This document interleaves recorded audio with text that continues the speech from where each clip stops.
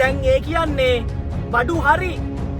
නාමල් ඔයාට ටිකට් එක ඇදෙන්න නාමා රාජපක්ෂට නලින්ද ජයතිස්ස ඉඟියක් තමයි දුන්නේ. හොරාට කලින් කෙහෙල් කැනවට පණී වගේ. කෙහෙල් බද්දට පත්මෙට කලින් නාමල් වැටපණි. මොකද පාතාලකාරයෝම ළඟට ගන්නවා. උන්ට කියලා තමන්ගේ වැඩ ටික කරව ගන්නවා. අන්තිමට උන්ටත් ගහලා දානවා. බන්ධනාගාර නිලධාරීන්, පොලිසිය නිලධාරීන්, ආරක්ෂක අංශවල අය, ඒ වගේම සමහර අය කියලා තමයි නාමල්ගේ නම කියන්නේ. කලබල වෙන්න එපා. ඔබගේ වාරය එනතුරු මදක් රැඳී සිටින්න. කොයිම වෙලාවක හරි අපරාධ පරීක්ෂණ දෙපාර්තමේන්තුවේ පොලිසියෙන් හමුදාවෙන් OSTF එකෙන් ඇවිල්ලා ගෙදරටම ඇවිල්ලා එක්කන් යයි. ඒ නිසා කලබල වෙලා වචන පටලෝගෙන වොයිස් කට් දීගෙන එහෙම යන්න ඕනේ. තමන්ගේ වාරය එනතුරු මදක් රැඳී සිටින්න. ශෂේන්ද්‍රට කෝටි 4000ක් තියෙනවා නම් නාමල්ට කොච්චර ඇතිද? ශෂේන්ද්‍රට අවුරුදු 15න් කෝටි 4000යි. නාමල්ට එතකොට කෙලින්න ඕනි කෙලිලි කෙලලා තියෙන්නේ. මහින්ද කරන්න ඕනි කරන්න ඕනි සෙල්ලම් ඔක්කොම කරලා තියෙන්නේ. බයික් එක කල්ලපු ගමන් කියනවා ඔන්න හෙට අනිත් අපේ නමුත් ගාව හෙල් බත්තර පත්නේ කරා කියලා මොනවා හරි නැත්තම් හෙල් බත්තර පත්නේට අපිවත් සම්බන්ධ කරන්නේ. ඒක මේ ආණ්ඩුවේ න්‍යාය පත්‍රය. මේ ඇහුවෙත් නෑ. අහන්නෙත් නෑ දැන් කටින් පයින්නවා. මහින්දට ෂේප් එකේ ඉන්න දෙන්නෙත් නෑනේ මේ නාමල් කාර්යය. කොහේ හරි එකෙක් ඉන්න මානසික ලෙඩෙක් හරි මොකෙක් හරි එක්කන් ඇවිල්ලා අර මිනිහව බලෙන් පුටුවේ ඉඳලා නේද මහින්දව බලෙන් පුටුවේ ඉඳලා මේ මිනිහා ඉස්සරහා අර බොංගෑනු මානසික ලෙඩු ගෙනලා සින්දු කියනවනවා නේ අර කවි ගායනා කරනවා කිසිම තාලයක් නැතුව නටනවා නේද කිරිපැණි ගෙනත් දෙනවා කෙහෙල්ලවරි කරේ තියන් වෙනවා රජිනේ මහින්දගෙන් පරිගන්න මේ නාමල්ලා ඔය තිස්ස කුට්ටිලා ඔය සෙට් එක උන් තමයි මේ මහින්ද රාජපක්ෂව ඉක්මනට මරන්න හදන්නේ. මල්වතු අස්කිරි හාමුදුරුවෝ ළඟ ගිහිල්ලා අනේ රණවිරුව ඩඩයන් කරනවා අපෙන් පලිගන්නවලු කෑ ගහනවා. රට කාපු මිනිස්සුන්ගේ බදු මුදල් පිල්ලි ගහපු දැන් පරිස්සම් වෙයල්ලා. දැන් උඹලගේ කාලේ ඇවිල්ලා තියෙන්නේ. මේ වීඩියෝ එක පෙන්නපන්. මම මේ පැහැදිලි කරන ටික පෙන්නපන්. හරි කොල්ලෙක් නම් හරි තාත්තා කෙනෙක්ට ආදරේ පුතෙක් නම් නේද මහින්ද රාජපක්ෂගේ ඔරිජිනල් පුතා නම් උට තේරෙන්න ඕනි මං කරන්නේ වැරද්දක් කියලා. මම හිතන්නේ තෙල් පෝලිං, ගෑස් පෝලිං, කිරිපිටි පෝලිං මතක් වෙන එකේ ජීවිතේට ඔබුන් පස්සේයි කියලා ආය. එහෙම යනවා නම් තෝ අද ඉඳන් බත් කන්නත් එපා. තෝ ගිහිල්ලා කාපියේ තනකොළ. Sanashow, the people's YouTuber. කොහොමද කතන්දරේ? මට නම් ඇත්තටම තේරුම් ගන්න පුළුවන් නාමල් ඇයි කලබල වුනේ කියලා. නලින්ද ජයතිස්ස කියන්නේ ඒත් එක්කම කියනවා අපරාධ කරපු නැති කෙනෙක් කිසිසේත්ම කලබල වෙන්න එපා. හැබැයි නාමල් කලබල වෙලාලු. නේද? ඒ කියන්නේ නාමල් කියනවලු දැන් ඒක නාමල්ට තේරුම් ගන්න බැරිලු ආනන්ද විජේපාලයි පොලිස්පති පොලිසිය උසස් නිලධාරීනොයි ගියේ පොලිසිය නිලධාරීන් පිළිගන්න මිසක් අපරාධකරුවෝ පිළිගන්න නෙවෙයි. හැබැයි නාමල් කියනවා අපරාධකරුවෝ පිළිගන්න තමයි ආරක්ෂක ඇමති එතකොට පොලිස්පතියේ උසස් නිලධාරීන් ගියේ කියලා. නාමල්ට ඒකත් පැටලිලා. ඒ තරමට නාමල් කලබල වෙලා. ඒ කියන්නේ මේ ආරක්ෂක ඇමති එතකොට පොලිස්පති සාමාන්‍ය රටක තමන්ගේ රටේ අපරාධකාරයෙක්ව පිට රටක අල්ලලා ඒ අපරාධකාරයව තමන්ගේ රටට ගේති ආරක්ෂක ඇමති කෙනෙක් පොලිස්පති කෙනෙක් කියන්නේ නැහැ කියලා නාමල්ට තේරෙන්නේ නැහැ. ඒ තරමට නාමල් කලබල වෙලා. නාමල් හිතලා තියෙන්නේ උන්ව පිළිගන්න යනවා කියලා. දැන් ආරක්ෂක ඇමති පොලිස්පතියේ අදාළ නිලධාරීන් ගිහිලා තියෙන්නේ අර ඒ අල්ලගත් රටේ ඉන්දුනීසියාවේ ඒ නිලධාරීන්ව පිළිගන්න ඒ වගේම මේ අපේ රටේ ක්‍රියාකාරකම කරපු මෙහෙයුම කරපු නිලධාරීන් පිළිගන්න. හැබැයි නාමල්ට කලබලයට අමතක වෙලා මේ පොලිස්පති කෙනෙක් ආරක්ෂක ඇමති කෙනෙක් කවදාවත් අපරාධකාරයෙක්ව පිළිගන්න යන්නේ නැහැ නේද කියලා ඒක අමතක වෙලා. නාමල් හිතලා තියෙන්නේ මේ ආරක්ෂක ඇමති පොලිස්පති පොලිසිය උසස් නිලධාරීන් මේ අදාළ නිලධාරීන් විමර්ශන කටයුතු කරන අය ගිහිලා තියෙන්නේ මල් මාල දාලා අපරාධකාරයෝ පිළිගන්න කියලා. මාර කෙලියක් දැන් නාමල්ලට වෙලා තියෙන්නේ.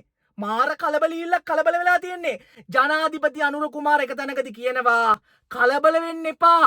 ඔබගේ වාරය එනතුරු මදක් රැඳී සිටින්න. කොයිම වෙලාවක හරි අපරාධ පරීක්ෂණ දෙපාර්තමේන්තුවෙන් පොලිසියෙන් හමුදාවෙන් OSTF එකෙන් ඇවිල්ලා ගෙදරටම ඇවිල්ලා එක්කන් යයි. ඒ නිසා කලබල වෙලා වචන පටලෝගෙන නේද මේ වොයිස් කට් දීගෙන එහෙම යන්න ඕනේ. තමන්ගේ වාරය එනතුරු මදක් රැඳී සිටින්න. ඔබගේ වාරය ඉදිරියට පැමිණේවි. ඔය ගොඩක් අය දවස්වල පාර්ලිමේන්තුව දෙවනත් කරපු අය අද මොකද මීයට පිම්බ වගේ ඉන්නවා. ඇයි තමන්ගේ වාරේනතුරු ඉවසිල්ලෙන් රැඳී සිටිනවා. නාමල්ලට ඉවසීම නෑනේ.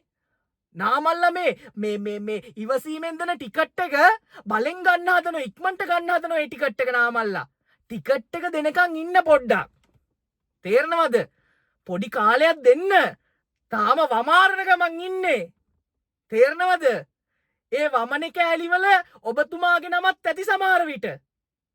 අපි තියෙනවද නැද්ද දන්නේ නැහැ. හැබැයි නලින්ද ජයතිස්ස අර කියනවා මහජනතාවගේ ආරක්ෂාව සම්බන්ධයෙන් අපිට විවිධ ක්‍රියාමාර්ග ගන්න වෙනවා. මේ හෙලිදරව් කිරීම තුලින් නලින්ද ජයතිස්ස එක තැනකදී කියනවා මේ හෙලිදරව් කිරීම තුලින් මේ පාතාල් නායකයෝ කරන හෙලිදරව් කිරීම තුලින් අහු වෙනවා නැත්නම් එළි වෙනවා මේකට පොලිස් නිලධාරීන් ආරක්ෂක අංශවල නිලධාරීන් ඒ වගේම බන්ධනාගාර දෙපාර්තමේන්තු නිලධාරීන් සහ තවත් අය සම්බන්ධයි කියලා ඒත් එක්කම නාමල්ගේ පැත්තට යනවා දෙයියනේ. ඇයි නාමල් කලබල වෙන්නේ කියලා මට හිතා ගන්න පුළුවන් කියනවා.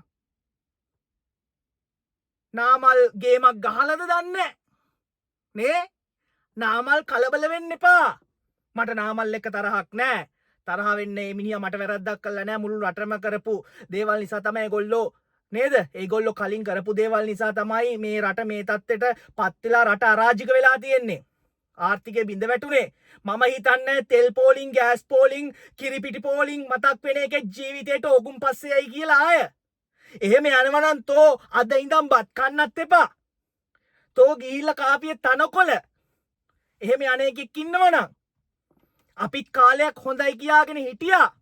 හැබැයි පස්සේ තමයි මේ රටේ යන විදිය දේශපාලනේ ඉගෙන ගත්තම තමයි ඉගෙන ගන්න ගියාම තමයි ඉගෙන ගන්නකොට තමයි තේරෙන්නේ මේ මිනිස්සු යන්නේ කොහෙද කියලා.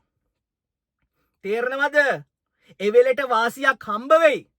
හැබැයි දීර්ඝ කාලීනව අපිට රටට රටේ මිනිස්සුන්ට රටේ අනාගතයට දුක් විඳින්න වෙනවා.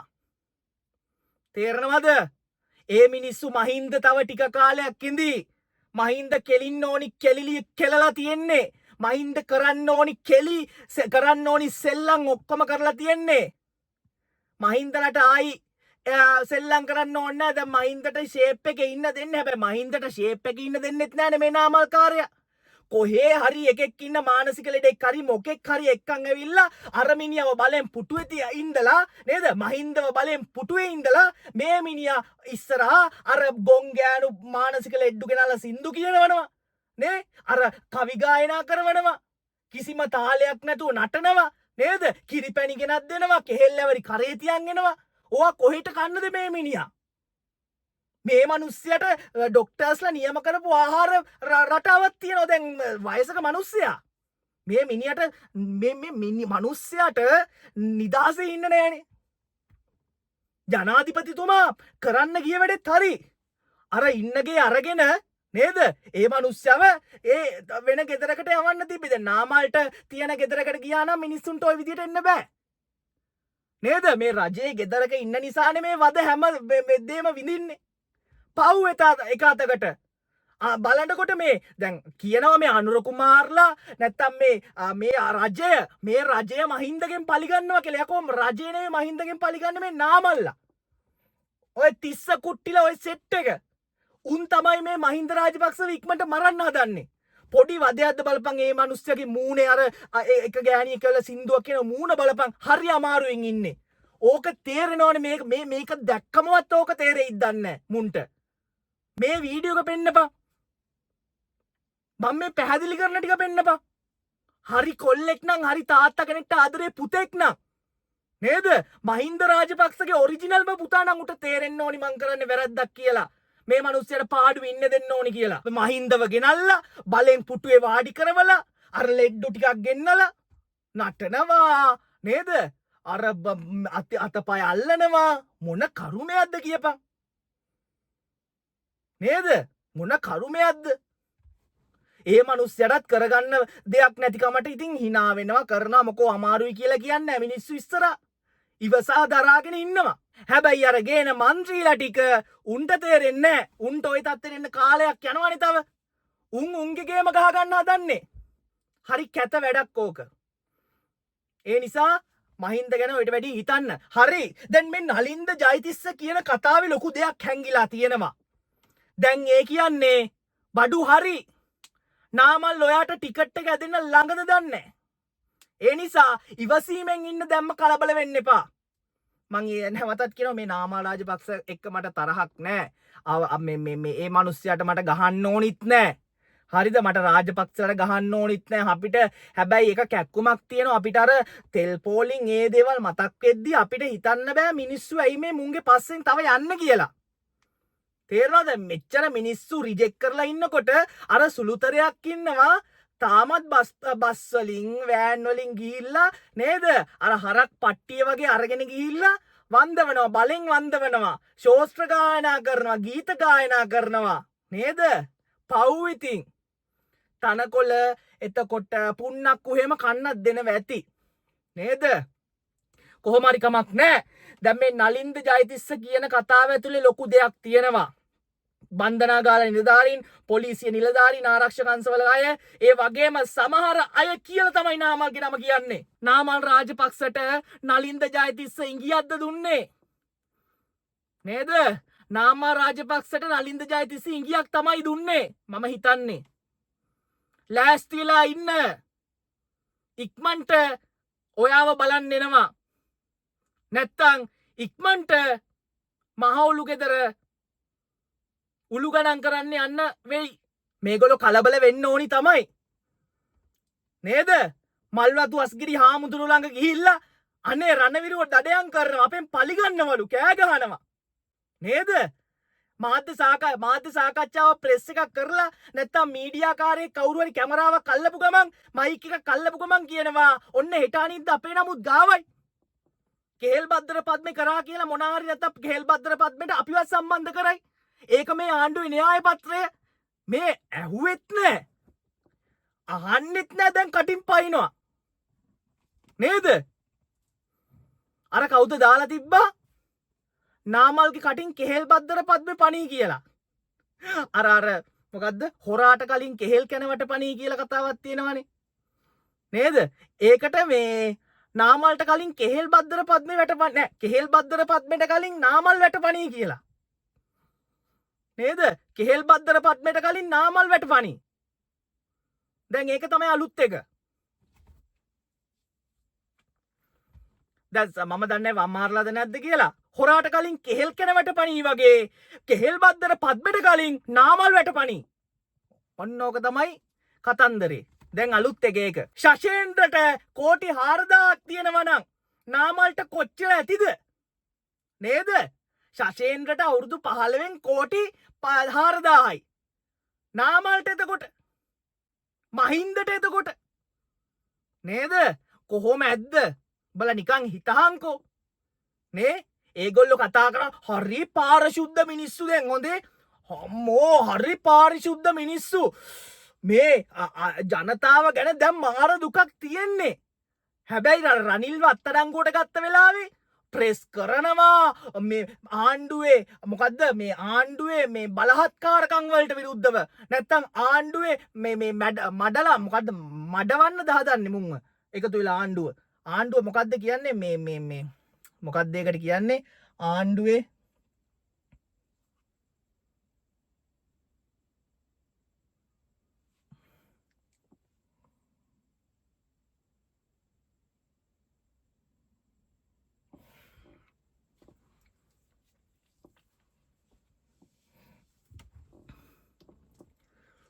ඒ වගේ මේ තව කතාවක් තියෙනවා. ඒගොල්ලන්ගේ කතන්දරේ රණවිරු දඩේමනේ. මං ඉස්සරහට ඒක ගැන කතා කරන්නම්.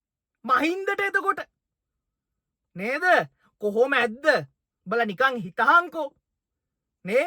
ඒගොල්ලෝ කතා කරා හරි පාරිශුද්ධ මිනිස්සු. දැන් හොඳේ අම්මෝ හරි පාරිශුද්ධ මිනිස්සු. මේ ජනතාව ගැන දැන් මාර දුකක් තියෙන්නේ. අද මේ රටක් දුක් විඳින්නේ මුන් කරපු තිරිසන් වැඩ නිසා. අද මේ මිනිස්සු දුක් විඳින්න රටේ මුන් හොරා කාපු නිසා, මිනිස්සුන්ගේ බදු මුදල් අවභාවිතා කරපු නිසා තමයි මෙච්චර මේ රටට හෙන ගහලා තියෙන්නේ. දැන් රටට හෙන ගැව්ව ඇති. දැන් උඹලට හෙන ගහන්න තමයි දැන් පටන් අරගෙන තියෙන්නේ. ඒ නිසා රට කාපු මිනිස්සුන්ගේ බදු මුදල් පිල්ලි ගහපුන් දැන් පරිස්සම් වෙයල්ලා. දැන් උඹලගේ කාලය ඇවිල්ලා තියෙන්නේ. දැන් බේරෙන්න ක්‍රමයක් නැහැ. දැන් තියෙන්නේ දුවන්න. කර්මය පස්සෙන් පන්නනවා. දැන් තියෙන්නේ දුවන්න. කොයි වෙලාවක හරි නේද? වෑන් එකක් එයි. පොලිසියේ STF එක අපරාධ පරීක්ෂණ දෙපාර්තමේන්තුවේ නැත්තම් කැඳවීමක් එයි. මේ රටේ කරපු අපරාධ හොරකම් මේවා හොයන්න ඕනි මේ දේශපාලකයන්ගේ. දැන් මේකනේ මුන් පාතාලකාරයෝ ලං කරගෙන අන්තිමට පාතාලකාරයොන්වත් නැති කරගනවා. ඒක තමයි දේශපාලනයේ ස්වභාවය. මොකද පාතාලකාරයොන්ව ළඟට ගන්නවා, උන්ට කියලා තමන්ගේ වැඩ ටික කරව ගන්නවා, අන්තිමට උන්ටත් ගහලා දානවා. උන්වත් නැති කරනවා. ඕක තමයි දේශපාලනයේ ස්වභාවය. දේශපාලකයොත් එක්ක läග්ගට පස්සේ උන්ගේ රහස් දැනගත්තට පස්සේ ඕනට වැඩිය ඒ රහස් යට ගහන්න ඒ ළඟින්ම ආශ්‍රය කරන උන්ව නැති කරලා දානවා. ඒ නිසා බොහොම පරිස්සමෙන් ඕකුන් ආශ්‍රය කරද්දී ඕනවට වැඩිය ආශ්‍රය කරන්න යන්න එපා. එතකොට කෙලවෙනවා අනිවාර්යෙන්ම. ඒ නිසා මට ඕක තමයි කියන්න ඕනි උනේ. හරි එහෙනම් ජය වේවා. මේ රට කොහොම හරි ගොඩනගන්න දැන් ඉන්න පාලකයන්ට ශක්තිය ධෛර්යය ලැබෙන්න ඕනේ. එහෙනම් මම ගිහින් එන්න. මම සෑනෂෝ. ජය වේවා. අපිට කාත් එක්කවත් පෞද්ගලික තරහක් නැහැ. අපිට තියෙන්නේ මේ රටට කරපු අපරාධ නැත්තම් මේ රට ආර්ථිකව වට්ටපු නිසා මිනිස්සු දුක් විඳිනවා අපිට පේනවා. ඒවා පෙනි අපිට තවත් බෑ උඹලට කඩේ යන්න. උඹලා වෙනුවෙන් කතා කරන්න බෑ. මොකද අපිට හෘද සාක්ෂියක් කියලා එකක් තියෙනවා. අපි හොඳට මුන් කරන වැඩ බල අපිට බෑ මුන් වෙනුවෙන් කතා කරන්න. එහෙනම් ජය වේවා.